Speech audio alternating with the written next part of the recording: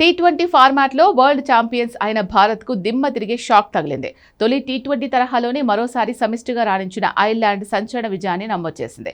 రెండో మ్యాచ్లో భారత్పై 1 పరుగు తేడాతో గెలిచి సిరీస్ను కైవసం చేసుకుంది.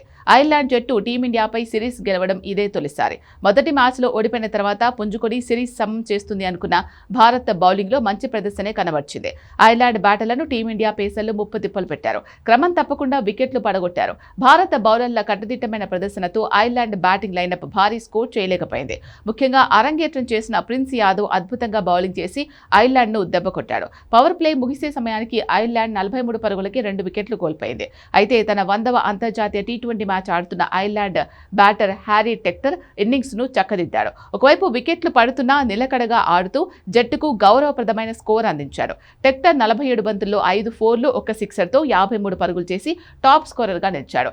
భారత్ తరపున అరంగేట్రం చేసిన బౌలర్ ప్రిన్స్ యాదవ్ అద్భుతంగా బౌలింగ్ చేశాడు. దీంతో ఐర్లాండ్ 154 పరుగులకే పరిమితమైంది. తర్వాత చేజింగ్ లో ఐర్లాండ్ బౌలర్లు భారత్కు షాక్ ఇచ్చారు. ఓపెనర్లు అభిషేక్ శర్మ, సంజు శాంసన్లను డకౌట్ చేశారు. కాసేపటికి శ్రేయస్ అయ్యర్, ఇషాన్ కిషన్ కూడా అవుట్ అవడంతో టీమిండియా పవర్ ప్లేలోనే 4 వికెట్లు కోల్పోయింది. ఈ దశలో అక్షర్ పటేల్, తిలక్ వర్మ ఆచితూచి ఆడారు.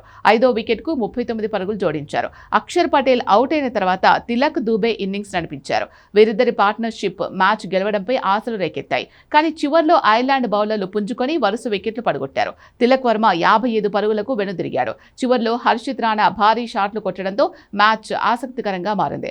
ఆఖరి ఓవర్లో హర్షిత్ రాణా అవుట్ అవడం, ప్రిన్స్ యాదవ్ చివరి బంతిని సిక్సర్గా కొట్టిన ఐర్లాండ్ 1 పరుగు తేడాతో గెలిచింది.